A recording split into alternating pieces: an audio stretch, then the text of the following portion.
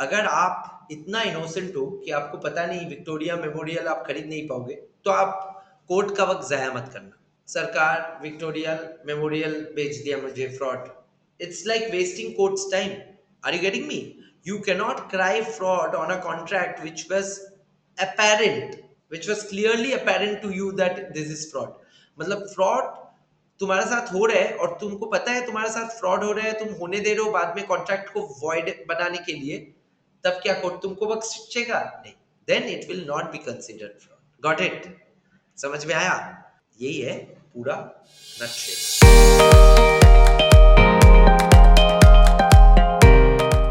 Okay guys, a very warm welcome. Firstly last class में हम लोग देखे थे other essential elements of a valid contract. Other essential elements of a valid contract जो कि unit 3 था। एंड यूनिट 3 में हम लोग माइनर्स पोजीशन पढ़ लिए थे, right? Last to last class में minors position in law I had finished, and minors position in law में there were 12 points which we learned.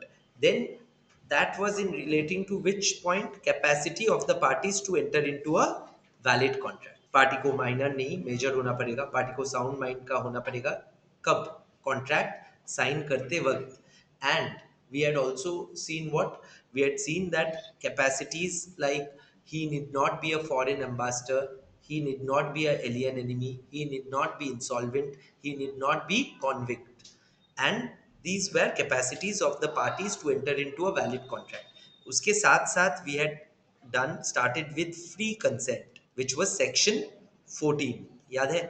section 14 में हम लोग देखे free consent gets vitiated in 5 cases, right? याद है? 5 cases क्या क्या था, कौन बता पाओगे?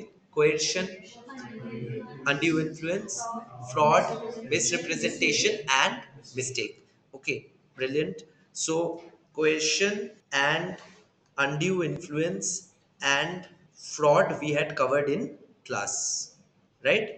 Misrepresentation भी मैं cover करा चुका था, but थोड़ा सा discussion मैं आज करूँगा, right? And the fifth portion we will finish off mistake, and then we will do finish off the remaining unit। ठीक है? आज का एजेंडा वही है इस क्लास का। Okay, now without any further edu मेरे को बताइए कोएशन का डेफिनेशन कौन बता पाओगे? हम लोग क्लास में किए थे, इसीलिए मेरा revision technique will help definitely. If you recall, coercion was physical force और mental pressure. Mental pressure which evokes out of physical force, physical harm, threat to cause physical harm, all these things, right? So अगर मैं एक बहुत common Hindi language में सोचूं तो क्या है? कोई अगर तुम्हारे ऊपर जुल्म कर रहे, दैट इज कोएर्शन, दैट इज कोएर्शन। और हिंदी में और एक शब्द क्या है? गैर कानूनी। तो किसी को तुम थ्रेट कर रहे हो या किसी के ऊपर कोई गैर कानूनी काम कर रहे हो जिससे कि वो कॉन्ट्रैक्ट में forcibly without his free consent assent दे दे, कॉन्सेंट दे दे अपना, तो that an act is coercion. इसको अपना भाषा में मैं बोला। अब section 15 of Indian contract act किस भाषा में बोलते हैं इसको और एक बात देखते हैं। बोलता है कमिटिंग और थ्रेटनिंग टू कमिट। सी और टी और सी, कमिटिंग और threatening to commit any act जो कि मना किया हुआ है as per Indian penal. That was the definition of coercion. ठीक है? कमिटिंग और threatening to commit an act forbidden by any act, an act नहीं, any act forbidden by Indian penal code. Clear? And सिर्फ वही नहीं, और detaining और threatening to detain unlawfully the property of another person to his prejudice. Sir इतना easily आप कैसे बोले? Multiple factors are there, of course most of them are known to you, I'm repeating this for years, but years of practice छोड़ के भी I know that I am imagining and saying it is easy for me because I am imagining, I'm recollecting, I'm trying to explain a thing which I know, I understand. So your understanding will form out of practice, of course, and also when you give efforts to not learn but to understand, that should be the thing। तो question क्या है? किसी को blackmail करना, मैं ऐसे सोचता हूँ, डिटेनिंग या अनलॉफुल डिटेनिंग या threatening to detain the property of someone else, मतलब ब्लैकमेल करना, कब्जा करके सामान रख देना, वैसा। क्लियर है? और दिस इज क्वेश्चन का entire definition. Now if I come to undue influence, undue influence. Once again, all of you, this unit 3 is one of the best units in Indian Contract Act, learning wise. You learn so many heavy things which otherwise people don't understand, and once you learn it, application could be manifold. Now 9 units में बढ़ गया है Indian contract act, previous to this syllabus. अभी जो present syllabus है उसके ठीक former syllabus में इंडियन कॉन्ट्रैक्ट एक्ट में सिर्फ 6 यूनिट्स था, एजेंसी बेलमेंट ये सब ऐड किया हुआ है, यूनिट 7, 8, 9, एंड दो 6 यूनिट्स में सबसे इंपॉर्टेंट यही हुआ करता था। अभी तो एजेंसी भी से भी सवाल आता है यूनिट 8, 9 से, 7 से, तो थोड़ा स्प्रेड आउट हो गया कॉन्ट्रैक्ट, तो इसीलिए मैं बोला ये मोस्ट इंपॉर्टेंट पोर्शन हुआ करता था, अभी भी है in terms of heavy concepts. Got it? Okay, so coercion, coercion तो समझ में आ गया। कोएर्शन करने से कॉन्ट्रैक्ट का क्या होता है? Who has the option to make it voidable? The aggrieved party या the oppressor? The aggrieved party. The aggrieved party is the party who is suffering. The aggrieved party should avail the benefit of law. The aggrieved party should avail Insaf. And aggrieved party को Indian contract act बोल रहे हैं कि आप चुनो ये contract को आपको वैलिड रखना है या वॉइड। अगर उसका फायदे में रहेगा तो वो वैलिड रख सकता है, अगर उसका फायदा नहीं है तो वो क्या करेगा? वॉइड बोल देगा। तो एग्रीव पार्टी को ये ऑप्शन दिया जा रहा है, ये बेनिफिट दिया जा रहा है, और ये कानूनी बेनिफिट क्वेश्चन से आ रहा है, क्वेश्चन का प्रोविजन से और इंडियन कॉन्ट्रैक्ट एक्ट का प्रोविजन से, कि the aggrieve party may choose to make the contract void, and that is why it is voidable. Voidable का मतलब है you can, one or more of the parties at their option and not at the other's option can make the contract void. यही तो है, relate. Okay, so question से aggrieve party चाहे तो contract को वॉइड कर सकता है, बट और एक चीज, क्वेश्चन में proof, you have to prove आपके साथ क्वेश्चन हुआ है तभी जाके आप बोल पाओगे ये वॉइडेबल है कि नहीं। तो क्वेश्चन में प्रूफ करने का जो रिस्पॉन्सिबिलिटी है, ड्यूटी है, किसके ऊपर है? ऑप्रेसर को प्रूफ करना पड़ेगा कि मैं ऑप्रेस किया, या एग्रीव पार्टी को प्रूफ करना पड़ेगा उसके साथ हुआ है। इमेजिन आपके पास रात को 17 मिस कॉल्स आया है और खतरनाक मैसेजेस आया है आपका फोन में, धमकी वाला। प्रूफ कौन करेगा? जो मैसेजेस किया है या आप? सो क्वेश्चन में the burden of proof is on the aggrieved party. Got it? उसको जाके बोलना पड़ेगा देखो मेरा कॉल लिस्ट देखो, मेरा मैसेजेस देखो, मैं स्क्रीनशॉट रख दिया, देखो इतना धमकी आया रात को 1 बजे, right? Naturally. So think, so question में एक तो हम लोग सीखे डेफिनेशन, एक effect of question on the contract voidable, and तीसरा क्या सीखे? Burden of proof. Burden of proof is on whom? Burden of proof is on aggrieved party. Excellent. Clear? All of you clear यहाँ तक? I am revising slow because this is a tough unit, evidently, right? एक चीज मेरे को याद आया, class का flow में बोलना नहीं था। लास्ट क्लास एग्जाम कौन कौन नहीं दिए? 1, 2 I know.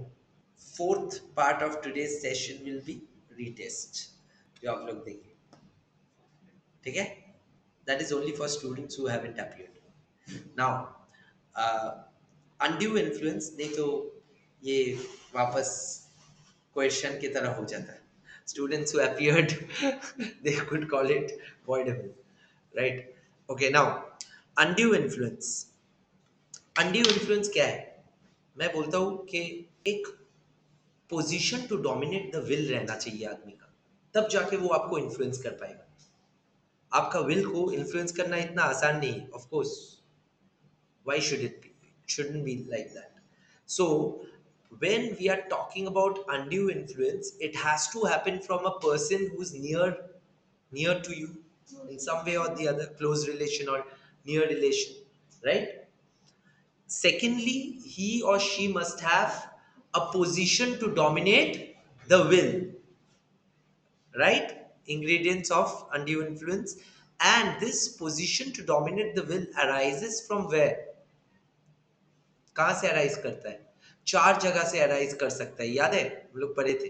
Number one is real and apparent, real and apparent cases, master servant, doctor patient, right?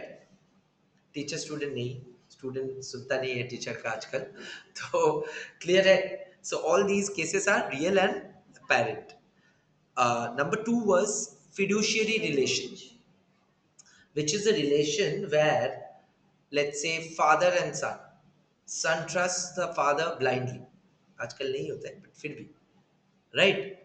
So technically, traditionally, if you think, I'm trying to give examples. We cannot pinpoint के नहीं, उसका बाप को तो वो एकदम भरोसा नहीं करता है, बाप भी बेटे पे भरोसा नहीं करता है. Those are of course real practical life, but I'm saying you can think of what I'm trying to say, right?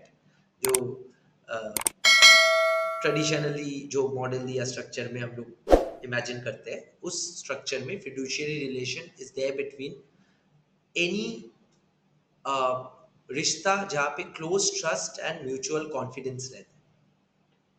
Husband wife should be, sir बिल्कुल जोक हो गया, तो all these relations should have that close confidence and trust, without which ideally fiduciary relation cannot arise.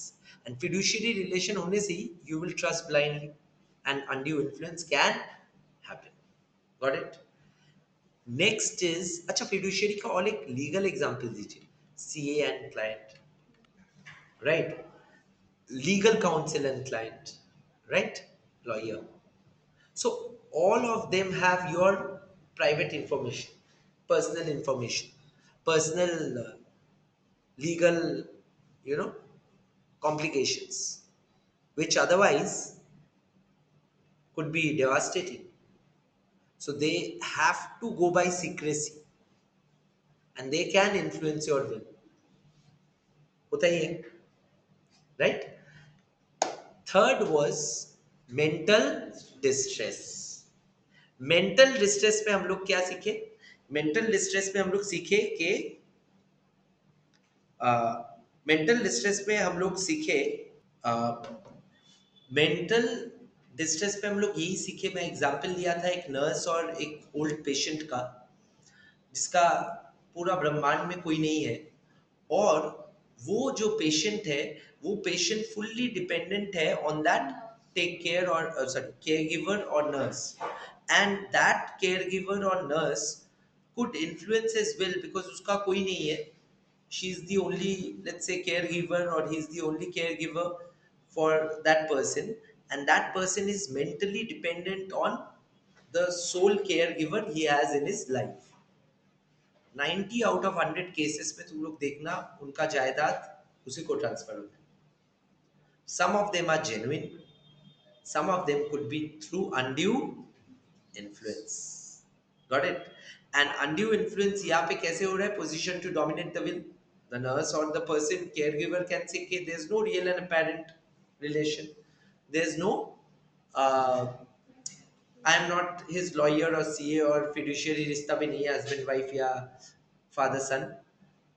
तो कैसे undue influence create होगा? If there's no position to dominate the will, then the position to dominate the will is arising from mental distress.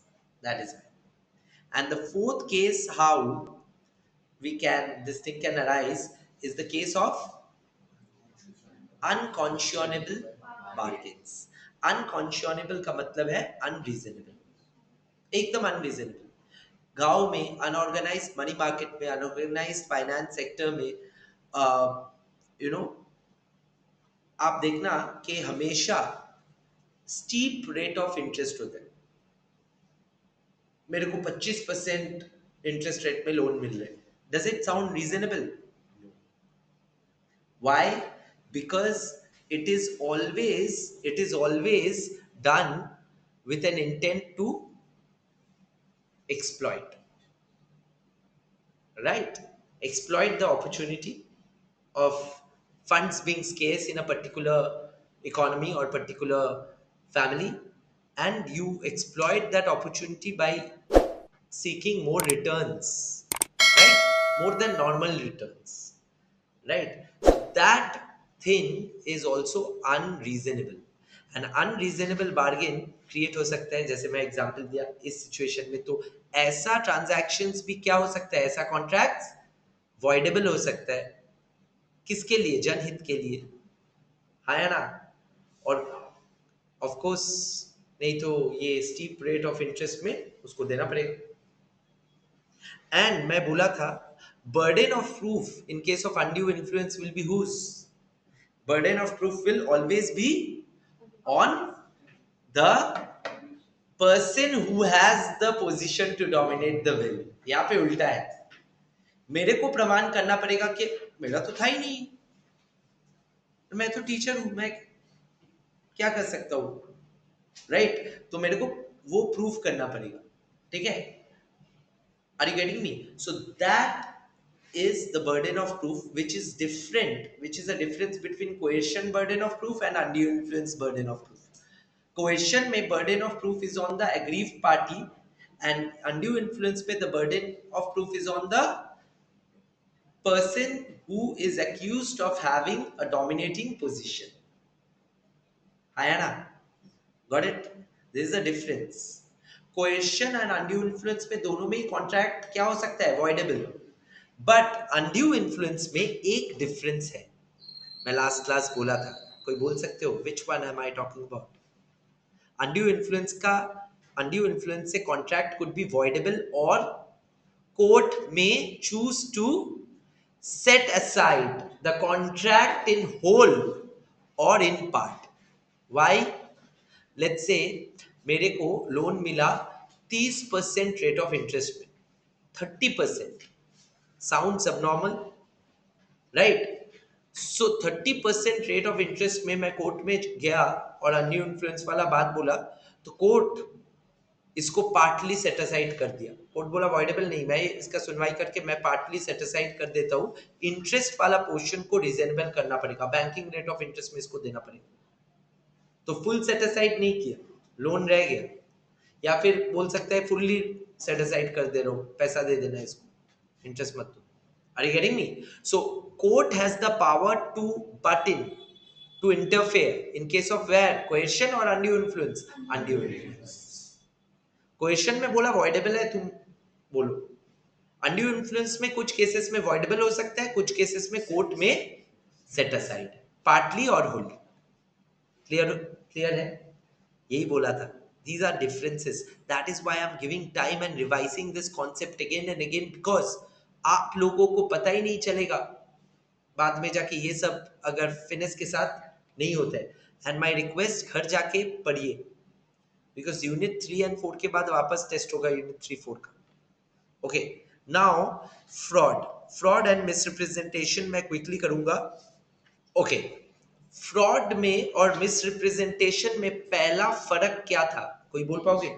Intention to what? To deceive, धोखा देने का intention किसमें है, किसमें नहीं है? फ्रॉड में है और मिसरिप्रेजेंटेशन में नहीं है। और फ्रॉड का डेफिनेशन में हम लोग 5 लाइंस पढ़े थे, किसी को याद है?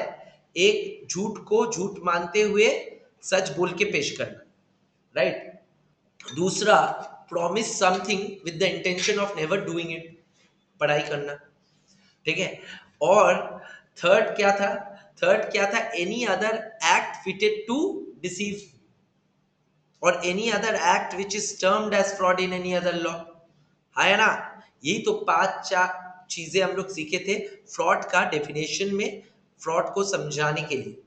मिसरिप्रेजेंटेशन में क्या चीज का कमी है? अगर स्वाद अनुसार हर खाना बनता है तो कुछ कुछ चीज कमी रहने से स्वाद नहीं मिलता है। मिसरिप्रेजेंटेशन में क्या कमी है?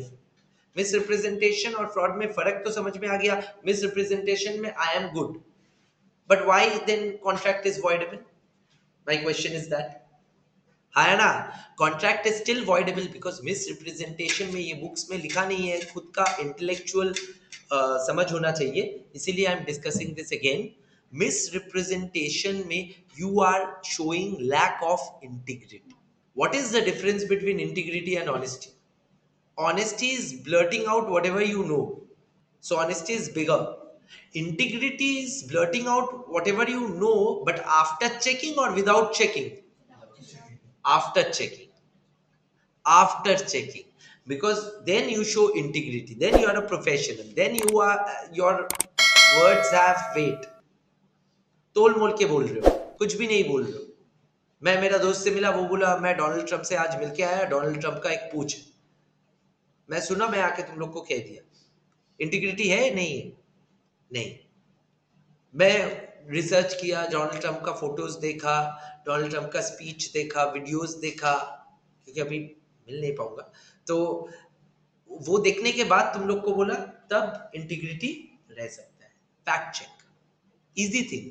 सोशल मीडिया में तुम लोग जो करते हो, that is without integrity, that is not an act of integrity to jump on, even media houses are doing it, you know what I am talking about. So globally, सिर्फ India की, globally, ठीक है, because media and all these are now machine, money, everything is related. So the point is which I am talking about is integrity. This word means a lot. This word means that आज मैं जो भी बोलूंगा fact check करके बोलूंगा, नहीं तो नहीं बोलूंगा, तब जाके फायदा है। मैं कुछ भी बोल दूंगा, नहीं तो आप कुछ भी सुन लोगे, है ना? तो मिस रिप्रेजेंटेशन को इसीलिए पेनलाइज किया जा रहा है, इसीलिए मिस रिप्रेजेंटेशन करने वाले को सजा दिया जा रहा है कि the other party who is misrepresented can turn the contract void. Natural. समझ में आया? But both fraud and misrepresentation में, दोनों में, mind you, both fraud and misrepresentation में एक चीज है कॉमन। अगर आप इतना इनोसेंट हो कि आपको पता नहीं विक्टोरिया मेमोरियल आप खरीद नहीं पाओगे, तो आप कोर्ट का वक्त जाया मत करना। सरकार विक्टोरिया मेमोरियल बेच दिया मुझे, fraud. It's like wasting court's time. Are you getting me? You cannot cry fraud on a contract which was apparent, which was clearly apparent to you that this is fraud. मतलब fraud तुम्हारे साथ हो रहा है और तुमको पता है तुम्हारे साथ फ्रॉड हो रहा है, तुम होने दे रहे हो, बाद में कॉन्ट्रैक्ट को वॉइड बनाने के लिए, तब क्या कोर्ट तुमको बख्शेगा? नहीं। Then it will not be considered fraud. Got it? समझ में आया? यही है पूरा nutshell. Any question? Now today we are starting with mistake. अभी तक रिवीजन हुआ, रिवीजन के बाद से अभी हम लोग स्टार्ट करेंगे with mistake. Okay, let's start. पहला 4 केसेस में कॉन्ट्रैक्ट वॉइडेबल बनता है, मिस्टेक में कभी कभी वॉइड भी बन सकता है। ये पहला फर्क है। फ्री कंसेंट में 4 केसेस होने से फ्री कंसेंट होता है, विटिएट होता है। 5 केसेस होने से, वो 5 केसेस में 5वां केस हम लोग डिस्कस कर रहे हैं अभी, जिसका नाम है मिस्टेक, गलती, राइट? बट ये मिस्टेक होने से कभी कभी कॉन्ट्रैक्ट वॉइडेबल भी हो सकता है, कभी कभी वॉइड भी हो सकता है। अगर बोलो दोनों पार्टी मिस्टेकन है, मेरे को लगा मेरे को लाल गाड़ी वो बेचेगा, उसको लगा वो ब्लू गाड़ी बेचेगा, he is also mistaken, I am also mistaken, it's a bilateral mistake as to the subject matter of the contract, the contract will become void. हम लोग बात कर रहे हैं किसी का गाय खरीदने का, उसका गाय मर गया। हम लोग जब बात कर रहे हैं उसको हार्ट अटैक आ गया, गाय को सुन के उसको बेचा जाए, ठीक है? तो let's say this is also what, voidable या void? सब्जेक्ट मैटर ही ना रहा। समझ में आ रहा है? So these are the cases where contract made with a mistake और through a mistake will be declared void. Bilateral mistakes. अब यूनिलैटरल मिस्टेक हुआ तब जाके वॉइडेबल हो सकता है ना? और मिस्टेक भी 2 किस्म का होता है। एक हम लोग बोलते हैं mistake of fact, factual mistake, और एक बोलते हैं mistake of law. Mistake of fact bilateral हुआ तो वॉइड, हाँ या ना? यूनिलैटरल हुआ तो क्या होगा हम लोग देखेंगे, we will see. And mistake of law 2 किस्म का होता है, एक इंडियन लॉ और एक फॉरेन लॉ। इंडियन लॉ से मिस्टेक अगर हो रहा है कॉन्ट्रैक्ट में, मतलब इंडियन लॉ को गलत समझ के, गलत इंटरप्रेट करके you are mistaken. Traffic signal में स्कूटी चलाते वक्त आप वन वे में घुस गए और ट्रैफिक पुलिस ने पकड़ लिया, आप जो भी नॉन टेक्निकल चीजें उनको बताओ वो तो ठीक है, अंकल छोड़ दीजिए प्लीज, ट्यूशन जा रहा हूँ, देरी हो गया, ठीक है। तो जो भी हो, these are non technical things. Technically when you say के I did not know this was a one way, sometimes you do say, right, do say I did not know one way में जाने से fine भी है, तो कानून आपको नहीं बख्शेगा by saying ignorance of law is not an excuse. ये सुप्रीम कोर्ट का जजमेंट बोल दिया। इंडिया में इंडियन सिटीजन को इंडियन लॉ से वाकिफ होना ही पड़ेगा, वो ये नहीं बोल पाएगा I am ignorant. Are you getting me? Are you getting me? So this is a retort by law. whenever clients GST compliance नहीं कर पा रहा है एंड कोर्ट में जाके बोल रहे हैं मैं जीएसटी का रिटर्न नहीं भरा क्योंकि मुझे लॉ पता ही नहीं था, कोर्ट उसको नहीं बख्शेगा। क्लियर है? और कारण क्या दिखाएगा? Ignorance of law is not N excuse. This maxim is a very age-old maxim, date-old maxim. This comes from a old judgment where court said कि you have to know the law. You cannot cry that मुझे पता ही नहीं आया ना।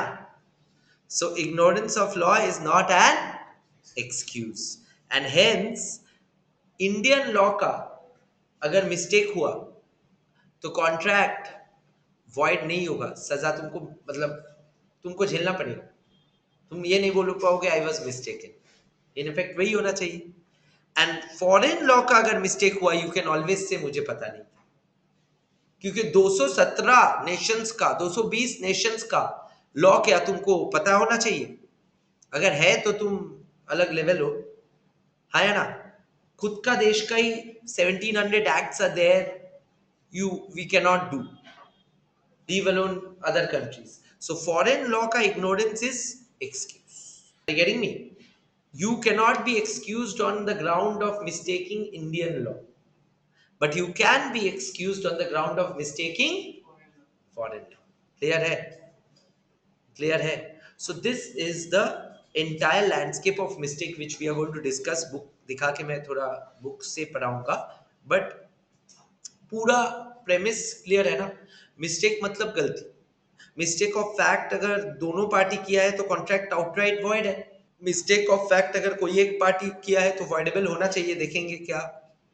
And Indian law लेके अगर mistake of law है तो देखना पड़ेगा इंडियन लॉ है या फॉरेन लॉ है।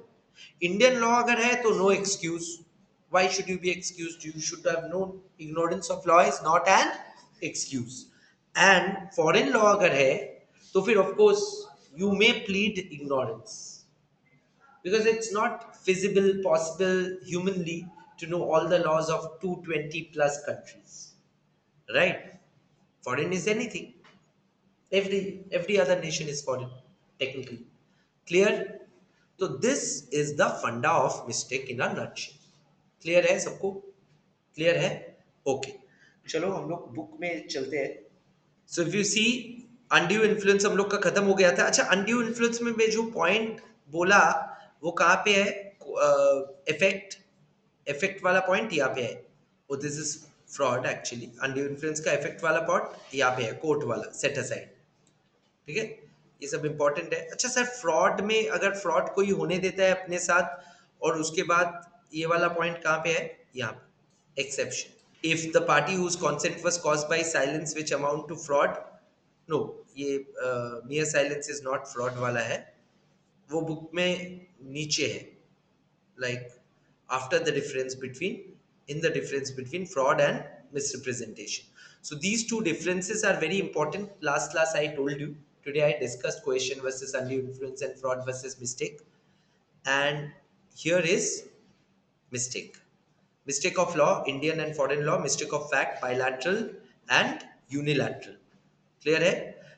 Bilateral mistake of fact, आपका अगर सब्जेक्ट मैटर लेके है तो बहुत सारा हो सकता है। सब्जेक्ट मैटर का क्वालिटी लेके, सब्जेक्ट मैटर का एग्जिस्टेंस लेके। अच्छा, मैं जो काऊ वाला एग्जांपल दिया वो क्या लेके था? एग्जिस्टेंस। आइडेंटिटी लेके, कार का colour was what, identity. Title, ठीक है, टाइटल लेके कैसे मिस्टेक हो सकता है? एग्जांपल, मैं एक बहुत अच्छा बंगलो देखता हूँ हर रोज और सोचता हूँ ये किसका है, ये किसका है। तो मैं जैसे ही सोचता हूँ ये किसका है, मेरे को पता चल जाता है ये जो आपका बंगलो है, ये बंगलो का रेसिडेंट को देख के मेरे को लगता है उसी का है। तो मैं जाके उससे रेंट में मांग लिया और उसने मेरे को एक लीव एंड लीज लाइसेंस बना लिया। लीव एंड लीज लाइसेंस मतलब, लीव एंड लीज लाइसेंस का मतलब है भाड़े पे दे दिया, सिंपल। और मैं भाड़े पे ले लिया ये सोच के कि वही ओनर है, बट बाद में टर्न आउट हुआ he is not the owner but he has sublet, rent पे लेके रेंट पे दे दी। समझ में आया? तो यहाँ पे मैं क्या गलती किया, टाइटल लेके, और वो भी गलती किया इन अ वे, उसको पता नहीं था, उसको लगा इसको भाड़े पे चाहिए, वो थोड़ी ना जानना चाहता है मैं मालिक हूँ कि नहीं। So here is a mistake of title, जानबूझ के नहीं किया। मुझे लगा आप मालिक हो और आपको लगा कि आप किराए, मैं किराए पे मांग रहा हूँ। पर उसका थोड़ी वो ओनर थोड़ी, वो कैसे दे सकता है? सबलेट कर सकते हैं, रेंट पे लेके रेंट। मैं यहाँ पे नहीं रहता हूँ, जगह खाली है, मैं किसी को और किराए पे रख लिया, मैं किराए पे ही दिया। Let's say this classroom I have taken on rent and I am asking other teachers to pay me rent and use this classroom. होता ही है, ठीक है, subletting. In different ways you have to structure transactions and contracts. That is how you become a brilliant CA, honestly. Okay, so title का example मैं दिया, price का example, let's say price या quantity का एग्जाम्पल मैं एक ही example लूंगा, आप लोग को समझ में आ जाएगा। लेट्स से मैं गन फैक्ट्री से गन्स का कोटेशन मंगवाया। क्यों सर, आप कहीं जा रहे हो? नो, नॉट कोई कैरी बैग, एग्जाम्पल ले लो, ठीक है। तो गन्स का कोटेशन लिया, तो एक क्वांटिटी तो मेरे को लिखना पड़ेगा। Let's say I have asked for a quotation of 50 quantities of guns, ठीक है। सिक्योरिटी मेरा थोड़ा बीफ अप करूंगा, ठीक है। Okay, now 50 pieces of guns का कोटेशन मैं लिया, फैक्ट्री ने मेरे को कोटेशन भेजा और मुझे पसंद आया, मैं बोला send me 3 guns, send me 3 guns, अभी रियल ऑर्डर प्लेस कर दो। तो उन लोगों ने सुना सेंड मी द गन्स, हो सकता है, तो वो लोग कितना भेजेगा, आप कितना मांगे? प्राइस भी ऐसा हो सकता है और क्वांटिटी भी ऐसा हो सकता है, numerical. Are you getting me? Okay, and lastly physical, ये पॉसिबिलिटी, ये दोनों ही था आपका, ये पांचों ही था एज टू सब्जेक्ट मैटर। फिर mistake as to possibility of performance, legal and physical. इसका मतलब contract is not possible to be performed, of course it's a mistake, mistake of both the parties. Physically possible नहीं है, एक हो सकता है, और एक लीगली पॉसिबल नहीं है, ठीक है। लेट्स से हम लोग कॉन्ट्रैक्ट किए किचन में क्रिकेट खेलेंगे, फिजिकली पॉसिबल नहीं, ट्राई करके देख लिए फिर भी नहीं है, हाँ है ना। किचन में football is possible, cricket is not possible, right. And legal, legal impossibility क्या है? लीगल इम्पॉसिबिलिटी बहुत सारा हो सकता है, I mean there could be an number of examples. Okay, unilateral mistake of fact, दो चीज लेके हो सकता है, यहाँ पे बोला है, और भी चीज लेके हो सकता है, ये चार्ट में दो चीज दिखाया गया है। Identity of a person and character of a written document. मैं बिल को, बिल ऑफ एक्सचेंज को, सुनो ना, बिल ऑफ एक्सचेंज अकाउंटिंग किए थे 11 12 में जिन लोग का था, बिल ऑफ एक्सचेंज को समझ लिया promissory note. It's a mistake as to character of a written document, clear है। And identity of a person, मैं 100 साल पहले का एक केस स्टडी बता रहा हूँ, 150 साल पहले का, तब थोड़ी ना व्हाट्सएप था, डीपी था, लिंक्डइन था, इंस्टाग्राम था, गूगल था, कि एक पर्सन का आइडेंटिटी नाम लिखने से गूगल में दिख जाएगा, है ना। तब तो नहीं था, तो तब कैसे तुम आइडेंटिफाई करोगे? तब तो चिट्ठी से कम्युनिकेशन होता था, लेट्स से चिट्ठी से कोई मेरे को मेरा दुकान में ऑर्डर दिया ज्वेलरी का, और मैं ज्वेलरी बना के रख दिया। चिट्ठी देख के लगा था रॉयल चिट्ठी है, तो मैं सोच लिया था ये क्वीन या किसी रॉयल फैमिली का किसी का है। और जिस दिन ऑर्डर रेडी रखा, उस दिन एक रॉयल फैमिली से आदमी आया और मैं उनको ही वो दे दिया ऑर्डर। हो सकता है ना मिस्टेक एज टू आइडेंटिटी, हुआ था एक केस स्टडी में। Got it? So this are the real cases of mistakes in contract. Clear है? क्लियर है? तो दिस इज द आइडिया। तो ये आप लोग खुद से कवर करना, section 20 I have covered it, intellectual part. अभी हम लोग आएंगे मिस्टेक के बाद वाला portion, which is the other essential elements of a valid contract. एक बार without any impression in mind, जो लोग क्लास 1 किए थे, almost all of you have done it, वहां पे हम लोग पढ़े थे what are the essential elements of a valid contract in 2 parts. 6 points covered under section 10, 5 points not covered under section 10। 6 points covered under section 10 में there must be, क्या क्या था बोलो? there must be an agreement। agreement क्या है पता है? Free consent, capacity of the parties हो गया। Lawful consideration, consideration is completed in unit 2। तो अभी बाकी क्या रह गया? Legal object and legal lawful consideration. तो वही अभी हम लोग पढ़ेंगे। क्लियर है? समझ में आया क्या पढ़ रहे? वही पढ़ रहे क्योंकि ये other essentials of a valid contract. Clear है? So lawful object and lawful consideration is the topic. And उसके साथ if you recall, point 6 was agreements which are expressly not declared void। Clear है? तो ये दो चीज हम लोग कवर करेंगे आज का क्लास में, जो कि बड़ा है। और इसके साथ यूनिट 3 भी खत्म होगा, और इसमें ही वेजरिंग वाला पोर्शन भी है। वेजरिंग सुने हो ना ये टर्म? सुनेंगे आज, ठीक है? ओके, ऑल राइट, आ जाओ। Lawful object and lawful consideration. Mistake तक सबको क्लियर है मोर और less? Lawful object and consideration में कंसिडरेशन वाला पार्ट लेके अभी बात नहीं करना है। Consideration is done, right? Consideration is done, but object is what we are going to talk about. याद है ना? कंसिडरेशन यूनिट 2 में हुआ ना? Consideration is completed in unit 2, so we will only focus on object. What is a lawful object? Okay, lawful object 4 cases में, sorry 5 cases में object unlawful हो सकते हैं। 5 स्टेप्स में मैं डिस्कस करूंगा, या 5 केस डिस्कस करूंगा। क्लियर है? सो पहला मैं एग्जांपल देके बताऊंगा। पहला, मेरे को बताओ, अगर object of the contract, the object of the contract is illegal, तो कॉन्ट्रैक्ट क्या लीगल हो सकता है?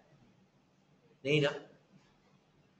लेट्स से कोई, इमेजिन करो कोई बुजुर्ग आदमी who is there in a remote village in India and who is traveling or going to a bank with his लाठी, एंड बैंक में जाके बोला लोन चाहिए।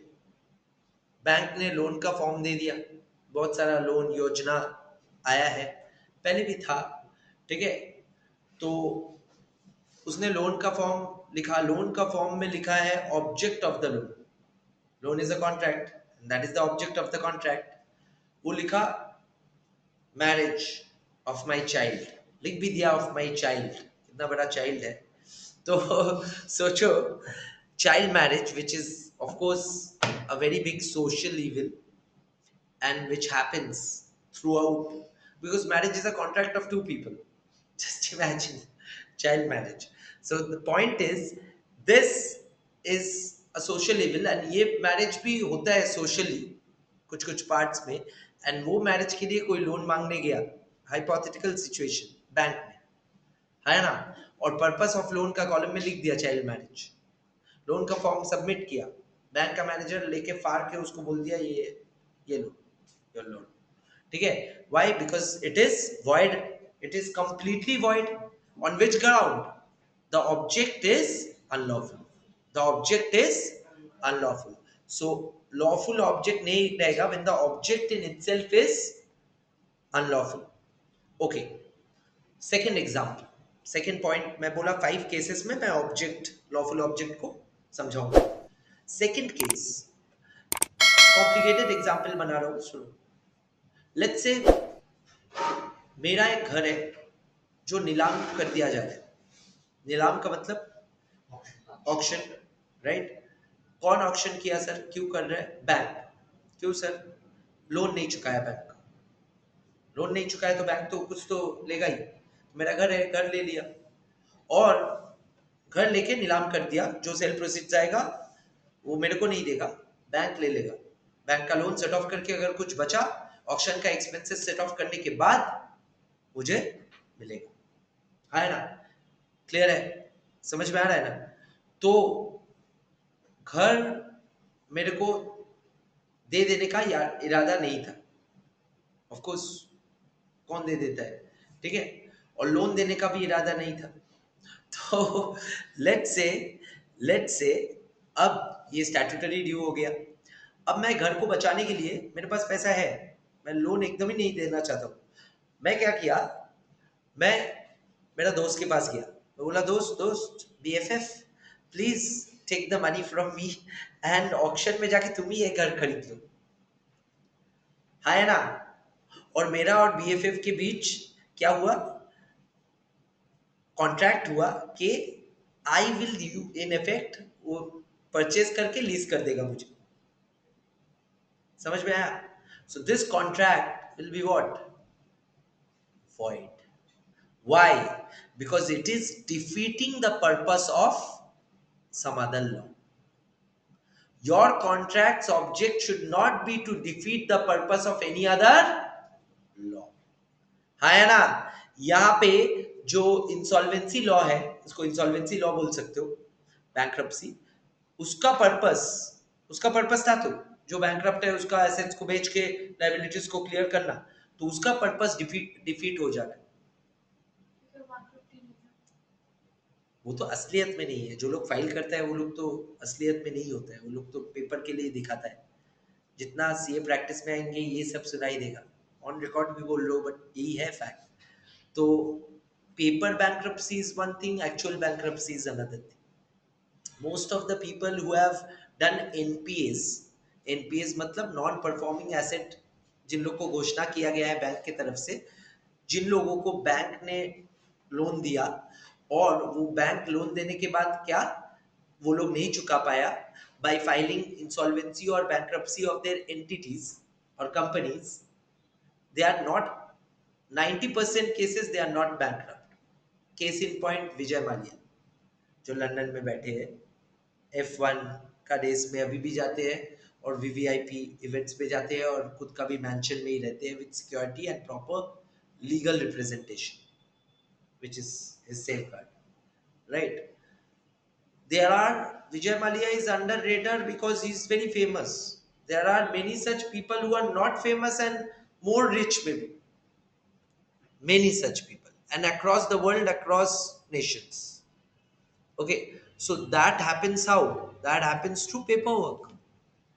सब तो डॉक्यूमेंटेशन है सिस्टम्स में. डॉक्यूमेंट बना के रख दो, कौन चेक कर? There are people who are supposed to be in, let's say, bars, who are supposed to be behind bars.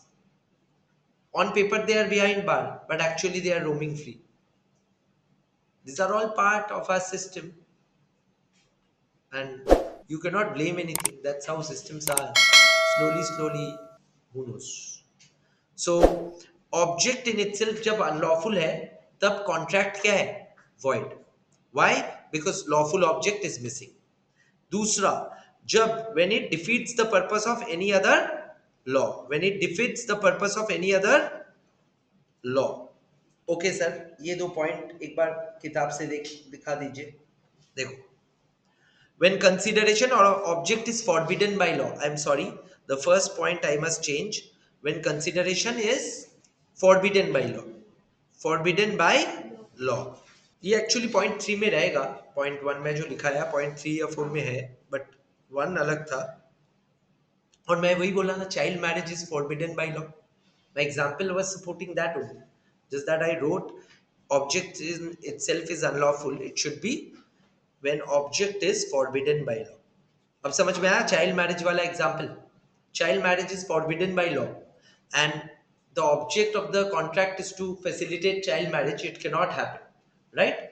So object is forbidden by law. Number 2, when it defeats the purpose or provision of any other law. ये वाला point sacrosanct वही लिखा, when consideration of object are of such nature that if permitted it would defeat the provision of law. ठीक है, बोलो number 3, 4 and 5 and 6। ठीक है, 3, 4, 5 and 6। अब ध्यान देना, 3 बहुत इजी है। मैं विजय माल्या का एग्जाम्पल लिया, ऐसा और एक व्यक्ति है जो आईपीएल का फाउंडर था, वो भी ऐसे फरार है देश, उनका नाम है Lalit Modi, one of the founders of IPL concept, जो कि इतना बड़ा ब्रांड हो गया अभी। So this let's say Lalit ji and Vijay ji, से जी मत बोलिए, Lalit and Vijay are meeting in London and they are meeting for a bigger contract among themselves. वो लोग बोल रहे हैं toast to a success in India, now let's loot UK. अगर वो लोग करता है, of course they are big brains, तो बोलो क्या ये कॉन्ट्रैक्ट वैलिड है या वॉइड है? Void. On which ground? On which ground? Capacity of the parties? No. Then on which ground? Lack of consideration? No. Which ground? Lack of legal consideration and lack of, and also due to the ground that the object is fraudulent in nature. Object क्या है? Fraudulent है. So number 3, lawful object is not there when the object is fraudulent. Number 4, ध्यान देना, number 4 और 5 बहुत easy है, 6 लेके बड़ा डिस्कशन है। नंबर 4 एंड 5 इजी इसलिए है कि एग्जाम्पल से ही समझ में आ जाए। मैं अभी कितना जन का टेस्ट लेने वाला हूँ आज क्लास के बाद, जो लोग नहीं दिए? 1, 2, 3, राइट? टेस्ट देंगे तो ठीक है, तो बाकी लोग टेस्ट देंगे तो ठीक है। अब सपोज करो, नाम भूल गया, can I take an example? Will you mind if I take an? Srishti, Srishti बोला सर मैं एग्जाम स्टार्टिंग से नहीं था, नहीं दूंगी, which is good. I mean I am rational man, so I will listen to rational excuses. Now let's say मैं irrational बन गया क्लास का एंड तक पढ़ा के इरिटेटेड होके, एंड मैं बोला नहीं सृष्टि तुमको एग्जाम देना ही पड़ेगा, and I make her write an exam which she doesn't know, so and I award her a big zero, let's say, ठीक है? और मैं बोला Srishti this is your marks, shameful बोल के उसको वो भी किया, बेइज्जत भी किया क्लास में, लेट्स से। एंड बाहर जाके बाहर जाके मैं देखता हूँ मेरा गाड़ी पूरा टूटा हुआ है, सृष्टि पिंक करके ऑलरेडी अपना गुंडों को बोल दिया है कि ठीक है, तो बोलो दिस कॉन्ट्रैक्ट, एग्जाम्पल लिया, of course she is nice, I am just fictional, okay? So now बोलो ये एग्जाम्पल में this contract between her and her gunda is what?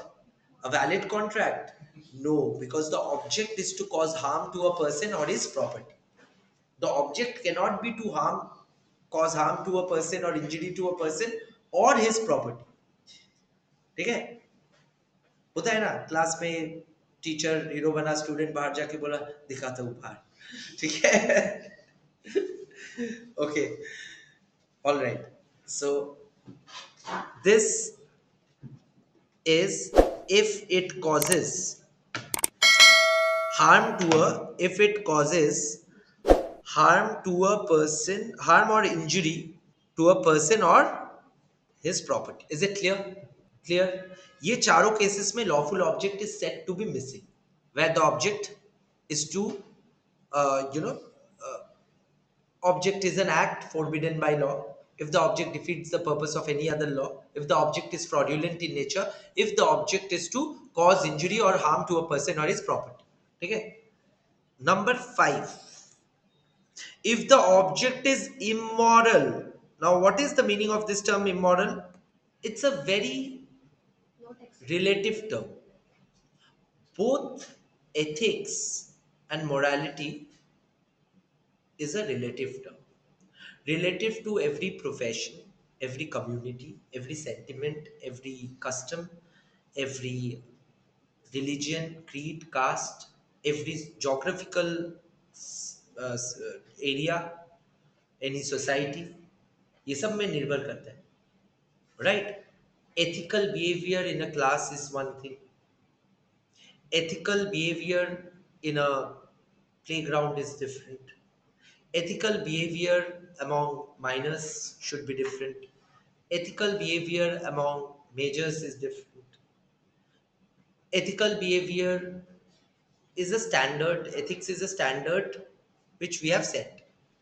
Morality is more personal and morality is also relative to that extent. Ethics का जो बोला UK में या western part of the world में gambling is very moral thing. India में gambling is not moral because socially it's considered as an evil. Mahabharata का times gambling. So, why evil? Because many people lost a lot of things for which many families were devastated. Clearly. In UK, it's different, although the same thing can happen. But as a society, their openness towards gambling is something else. So, moral, immoral का example the. Same cheese could be moral somewhere, immoral somewhere. That is why I keep on saying morality and ethics are relative, relative to so many things, right? So, immoral things in India we are talking about, in our society we are talking about. India is also a very large country. We cannot be so strict, rigid, and biased. We have to be very open in endorsing and accepting every culture of this beautiful country. Then only we'll be able to adjust, right? Because there are so many diversity, and it's all of us who make it. So, from that feeling, moral, immoral is a very, in law, if I have to explain, which I am doing, it's a very relative and open term. It cannot be a strict definition to it, right? And it's very subjective and situational also. कभी कभी कुछ immoral चीज भी moral लग सकता है और कभी कभी मॉरल चीज भी इमोरल लग सकता है. इसीलिए मैं बोल रहा हूँ नजरिया है. Okay. Now immoral at large जो बेसिक सैनिटी से हम लोग को इमोरल लगता है वैसा इमोरल चीजें जो सोसाइटी में ग्रेटर मास जिसको इमोरल समझता है वैसा चीजों का contracts will be void. Let's say running a gambling house is void in India. Immoral. Because the object is immoral. Simple. Got it? Okay. Now, point number 6 is actually 5 का extension था. Fifth point was immoral and opposed to public policy. आप लोग को याद होगा ये terms आप लोग सीखे थे. कहाँ सीखे थे मैं एक बार रेफर करा रहा हूँ. यूनिट 2 में कंसिडरेशन का लीगल रिक्वायरमेंट्स का point 8. Consideration must not be what immoral और अपोज टू पब्लिक पॉलिसी. और वहां पे मैं बोला था कि यूनिट 3 में ये बड़ा करके हम लोग पढ़ेंगे किसको अगर याद है तो. ठीक है. So oppose to public policy is what we are going to study. Before I do oppose to public policy, I want you guys to write a couple of things on your own. Please do not see each other's copy or board or book. Just this technique which I am using is known as mind mapping. Mind में अभी आज का class का शुरुआत से revision को छोड़ के आज का फ्रेश टॉपिक्स या नया टॉपिक से लेके जो जो पढ़ाया गया है उसका एक समरी कर सकेंगे. जैसे कि मैं 2 ही चीज पढ़ाया, ज्यादा कुछ पढ़ाया भी नहीं. क्या मिस्टेक का चार्ट बना लीजिए. एंड ना देख के, एंड मिस्टेक के साथ I also taught unlawful object, the 5 points, if not the 6 point or 6 points. Write down without seeing the book. Whatever is there in your mind, you map, bring it out. That's a great technique to learn things. Okay, सब लोग लिख लिए? Okay, चलो. So the 6 point लिखने के बाद make it a habit that you correct it yourself against the book, so that क्या गलती हुआ तभी अगर पकड़ में आ जाता है तो आपको दिमाग में वो रह जाता है, and you do not repeat that mistake. मतलब इंटेंशनली आप कर नहीं पाओ, वो ऑटो करेक्ट हो जाएगा आपका. This is a very good technique.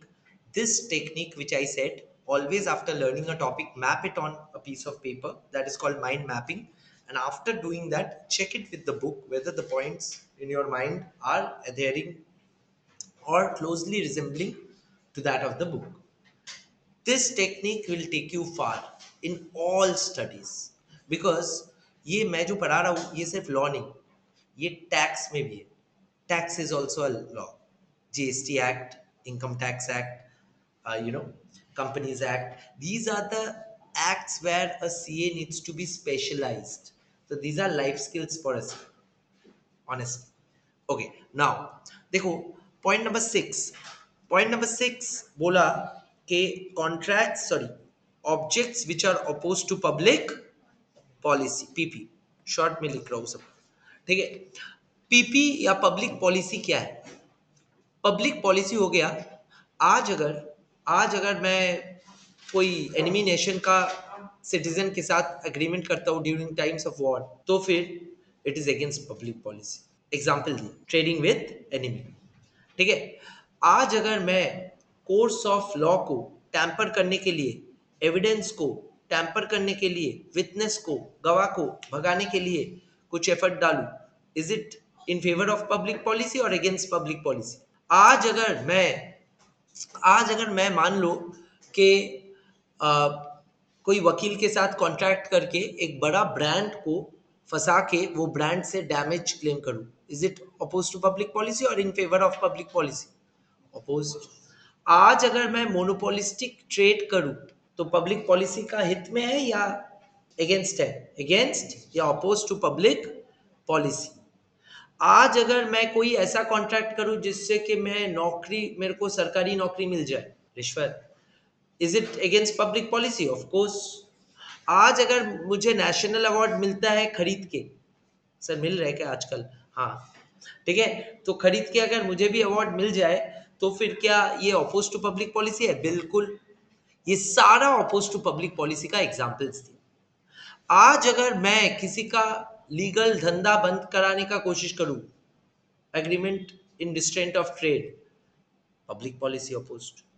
आज अगर किसी का शादी रोकने का कोशिश करूं, agreement in restraint of marriage, ठीक है, तो फिर वो भी क्या है?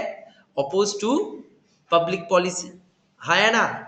All these are oppose to public policy का एग्जाम्पल्स, और यही सारा एग्जाम्पल्स हम लोग इन डेप्थ डिस्कस करने वाले हैं. क्लियर है? क्लियर है? So let us go to the book and see one by one.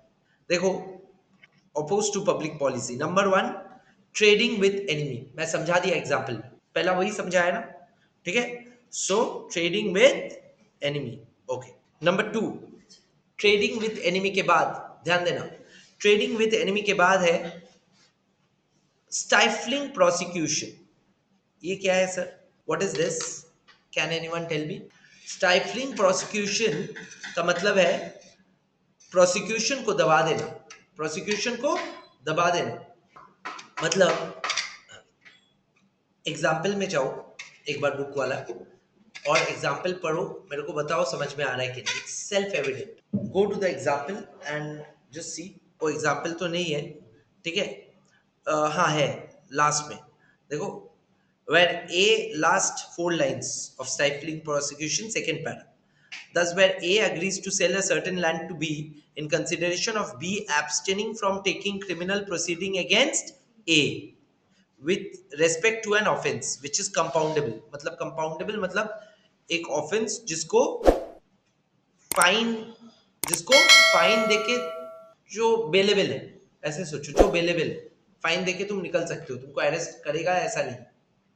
और जो ऑफेंस अनकंपाउंडेबल है, अनकंपाउंडेबल का मतलब है जिसको फाइन देके निकाल नहीं पाओगे, जेल जाना ही पड़ेगा, वैसा अनकंपाउंडेबल ऑफेंस में तो बहुत सिंपल चीज है। एग्जाम्पल क्या बोल रहे हैं मैं एक बार समझा दे रहा हूँ। ए और बी का एग्रीमेंट हुआ है, ठीक है। ए बी के ऊपर केस करके बी को जेल भेज सकता है, लीगल एक्शन लेके। कौन सा केस में कर पाएगा? अनकंपाउंडेबल केस में, जो फाइन देके बी छूट नहीं पाएगा। तो बी क्या किया, ए के साथ सौदा कर लिया, ए को बोला तुम्हारा जमीन बेचो, मेरा नाम करो और पैसा लो, बेसिकली कैश दिया।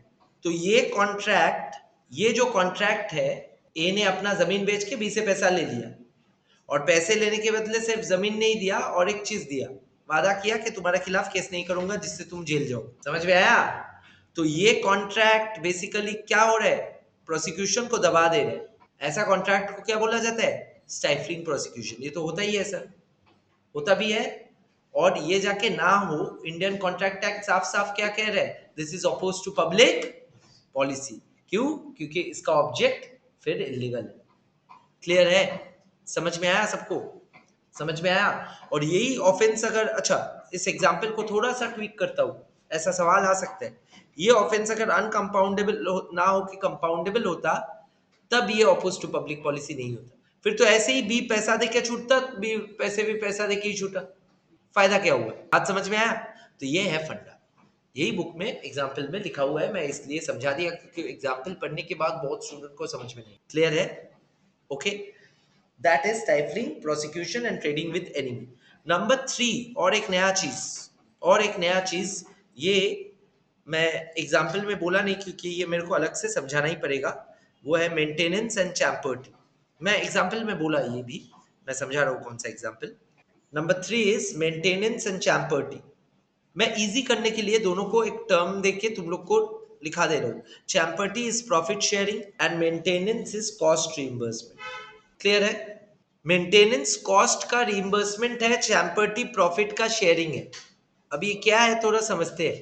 देखो, आज अगर मैं तुमसे सौदा करता हूं, मैं वकील हूं, और तुम्हारे साथ मेरा यही सौदा या कॉन्ट्रैक्ट हुआ है, जहां पे तुम आके बोले हो कि सर मेरा ये जमीन अटका हुआ है, ये जमीन छुड़वाने के लिए लीगल जो केसेस है, जो लीगल कार्रवाई है, जो लीगल प्रोसीडियर है, वो आप करवा दीजिए।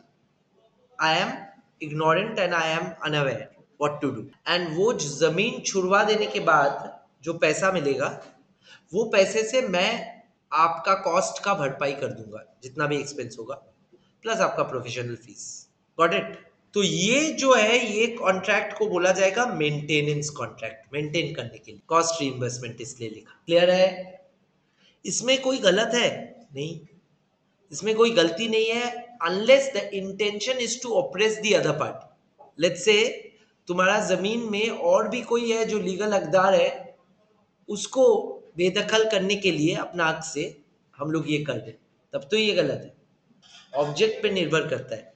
दूसरा, चैम्पर्टी क्या होता है? यही एग्जाम्पल को मैं बदल देता हूं, मैं बोलता हूं तुम्हारा ऑफर में मैं काउंटर ऑफर दिया। क्या काउंटर ऑफर दिया? मैं बोल दिया कि तुम मुझे कॉस्ट का रिइंबर्समेंट मत करो, जमीन से जायदाद से जो हासिल होगा उसका आधा आधा कर लेते, लालची। ठीक है? तो वहां पे ये एग्रीमेंट क्या बन गया? Profit sharing. तब उसको क्या बोलोगे, मेंटेनेंस या चैम्पर्टी? समझ में आ गया? तो यही है, तुम कोर्ट गए, कोर्ट जाके जॉली एलएलबी को पकड़े, जॉली एलएलबी तुम्हारा केस किया, अब उसको प्रॉफिट का शेयर दोगे या कॉस्ट का रिइंबर्समेंट दोगे, depending on that it will be maintenance या champerty. And maintenance and champerty did not be bad, it could be good also when it's the intention and object is not to hurt anyone or not to be unfair, then it's valid, otherwise it's void. Why? Because it's opposed to public policy. तो opposed to public policy at large क्यों बोला जा रहा है? Usually foreign Nations में ये होता है, बहुत ज्यादा वो लोग ब्रांड कॉन्शियस है, and their brands are also big and their quality is also good, way of life is good, and also brands इतना बड़ा हो गया कि लिटिगेशन करके ब्रांड्स के खिलाफ तुम ह्यूज डैमेजेस क्लेम कर सकते हो। जैसे कि लेट्स से बास्किन रॉबिन या हैगेनडास या कोई भी आइसक्रीम का अच्छा आउटलेट जो फॉरेन ब्रांड्स है, ठीक है, तुम गए, जाके एक आइसक्रीम घर लेके आ गए, फिर रात को आइसक्रीम का डिब्बा खोले, जैसे ही तुम आइसक्रीम खाने वाले थे एक कॉकरोच फ्लाई करने लगा और तुमने अपना चप्पल को निशाना करके कॉकरोच को टारगेट करके मार दिया, ठीक है, और वो कॉकरोच को फिर तुम क्या किया, दफनाया आइसक्रीम के अंदर और फिर उसको फ्रीजर में रख दिया। फिर एक दिन बाद तुम बास्किन रॉबिन्स के आउटलेट में जाके अपना अच्छा सा कैमरा ऑन करके वीडियो लिए, देखिए बास्किन रॉबिन्स के अंदर क्या मिला मुझे, बोलो, ऐसा वीडियोस तो देखे होंगे। So the point is this happens very frequently in abroad and they try to squeeze money from the brands. Are you getting me? And to restrict this, Champerty is declared as what? Opposed to public policy. Got it? Got it? समझ में आया? Impact समझो, ठीक है? तो अभी एक बार देखते हैं. Just read. Maintenance is an agreement in which a person promises to maintain suit in which he has no interest. मेरे को इंटरेस्ट नहीं है तुम्हारा जमीन जायदाद में, मैं बोला मेरा जो लीगल एक्सपेंसेस रहेगा तुम रिम्बर्स कर देना, आया ना, और मेरा जो प्रोफेशनल फीस है, ठीक है। ए offer B 2000 if he sues C for case which they could have settled mutually under provisions of law just to annoy C। कैसा कैसा आदमी है, ठीक है। सच एग्रीमेंट इज मेंटेनेंस एग्रीमेंट, समझ के आ गया। तुम बी को पे किए सी को सू करने के लिए, ठीक है, बी को कुछ लेना देना नहीं है सी के साथ, सी को एनॉय करने के लिए, ठीक है, okay. Champerty is an agreement in which a person agrees to assist another in a litigation in exchange of a promise to hand over a portion of the proceeds of the action, यानी कि profit sharing। Got it? Got it? तो यही है, बोला it is unreasonable so as to be unjust or to other party or, so देखो champerty in a is an agreement, ये समझ में आ गया। इसके बाद देखो ये पॉइंट बी क्या बोला है, I have already explained, it is made by malicious motive. Malicious का मतलब खराब, like that of gambling in litigation, मतलब ये मामला अगर हम लोग जीत गए तो 10 मिलियन मिल जाएगा बास्किन के खिलाफ, ठीक है, मैलिशियस मोटिव के साथ हम लोग कर रहे हैं, समझ में आया, गैम्बलिंग की तरह हार भी तो सकते हैं, इसीलिए गैम्बलिंग बोला, ठीक है, gambling in litigation, oppressing the other party by encouraging unrighteous suits and not with the bona fide object of assisting a claim believed to be just। Got it? तो ये चैम्पर्टी इसीलिए opposed to public policy है। But what if champerty agreement हुआ है for a right cause? What will happen? Will champerty be void then? If it's done with a right intent and right cause, without any malicious object or malified intention, with a bona fide intention, bona fide means genuine, malified means ingenuine, then it will stand। Clear है? Clear है? Okay। मैं अभी थोड़ा देर पहले example में बोला ना कि पब्लिक ऑफिस या टाइटल अवार्ड्स आजकल बिकता है, वही trafficking relating to public offices and titles. देखो लिखा भी है Padma Vibhushan reward is void अगर तुम घूस दे के ले, ठीक है। An agreement to pay money to a public servant in order to induce him to retire from his office so that another person may secure appointment, सरकारी नौकरी बोला था ना, तो वही है trafficking relating to public offices and titles and agreements to create monopoly.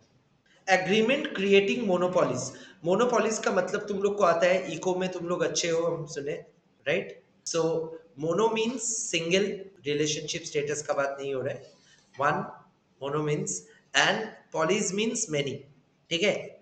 So single seller many buyers, यही तो है, and this causes a lot of evil, because मैं अगर सिंगल सेलर हूँ मैं बोलूंगा 5 लाख, 5 रुपये का चीज को 5 लाख में भी बेच सकता हूँ, आहिस्ते आहिस्ते महंगाई बढ़ा के उस लेवल में ले जाके मेक बिलीव करा के, ब्रांडिंग करा के, ऐसा ही होता है, हो भी रहा है काफी सारा चीजों में दुनिया में, ठीक है।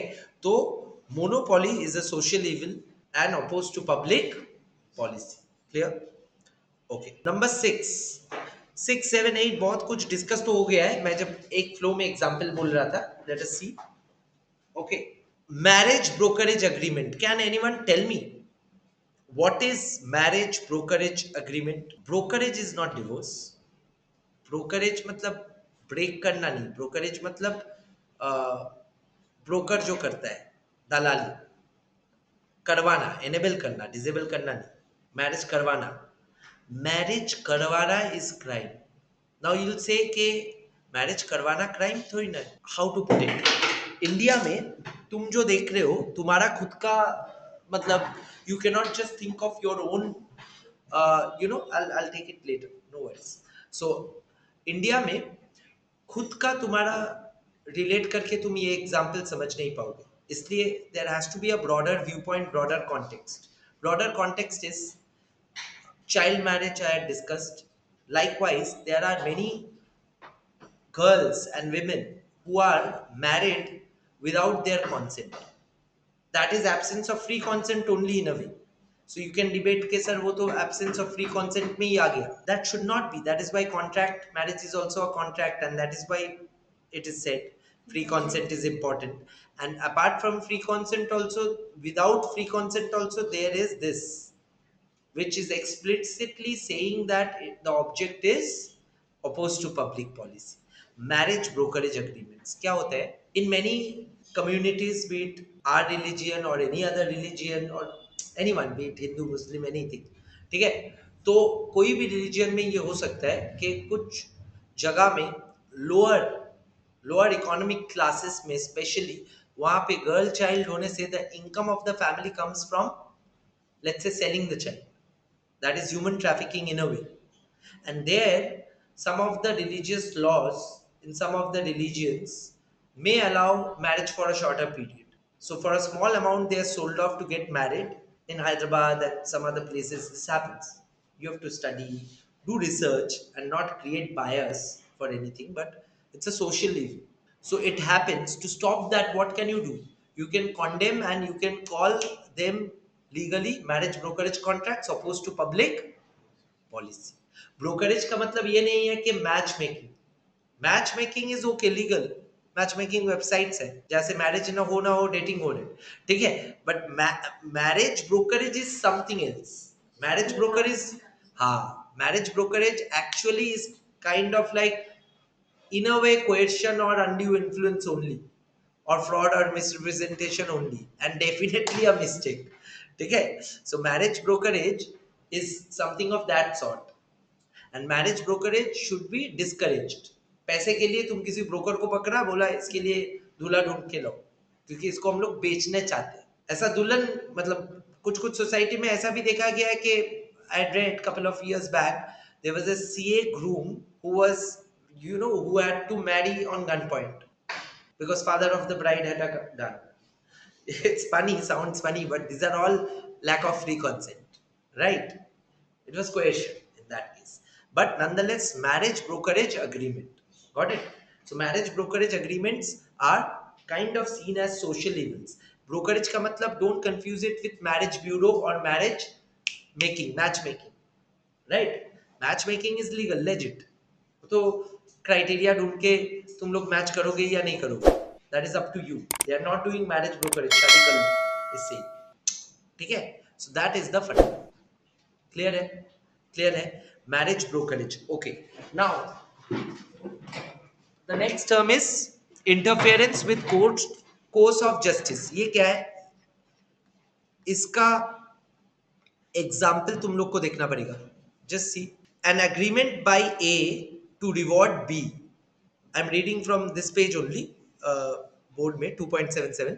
An agreement by A to reward B, who is intended witness in a suit against A, in consideration of B's absenting himself from the trial. देखो, मैं गवाह को बोला कि आप गवाह देने मतलब विटनेस बन के मत जाइए कोर्ट, इतना धूप है, उबर मैं बुक कर दे रहा हूँ एयरपोर्ट का, घूम के आइए holiday, so that he is not present in the matter against my, मतलब as my as the witness to the case which will be detrimental to me, मैं उनको हवा कर दिया। तो ये जो है ये क्या है, interfering with course of justice, course of justice को अपना कोर्स लेने नहीं दिया। Got it? So interference with course of justice. Interest against obligation बहुत जगह होता है गवर्नमेंट ऑफिसेस में, जैसे आप लोग जाएंगे इंटरैक्ट करेंगे आप लोग को समझ में आएगा, स्टेट हो सेंटर हो हर जगह क्या होता है, आप गवर्नमेंट ऑफिसर को गवर्नमेंट फीस दे दिए, लाइसेंस का हो इसका हो उसका हो, बट ऑफिसर आपका लाइसेंस आपको नहीं दिया जब तक उनको मिठाई का डिब्बा ना मिले। नाउ मिठाई का डिब्बा is a famous metaphor for what? Sugar. ठीक है, सो क्लियर। सो दैट मिठाई का डिब्बा is symbol for not real sweets but some, you know, yeah, so that is interest against obligation। you जिसका नौकरी में obligation है to serve you, he or she cannot ask for over and above what they are supposed to perform। ये consideration में भी पढ़े थे, performance of what one is legally bound to perform, so you can correlate between, you know, matters। तो वही example दिया हुआ है। Okay, consideration unlawful in part। Consideration unlawful in part is the last point, after that I'll give you a small break, okay, 5 minutes break। Consideration और उसके बाद वाला portion एकदम ही कम है, यूनिट 3 के बाद आज पढ़ेंगे नहीं, I know it's heavy.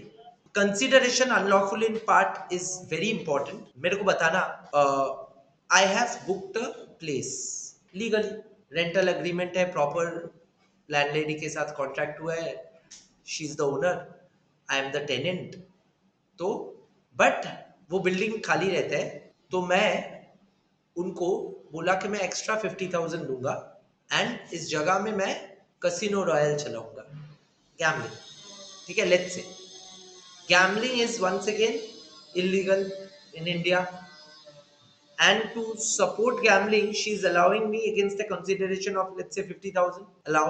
so consideration unlawful in part or in whole?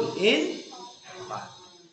तब क्या होगा बोला गया है, देखो, if any part of a single consideration for more or one or more objects or any part of any one or several considerations for a single object is unlawful, मतलब consideration part में या whole में unlawful हो, then agreement क्या है, agreement void.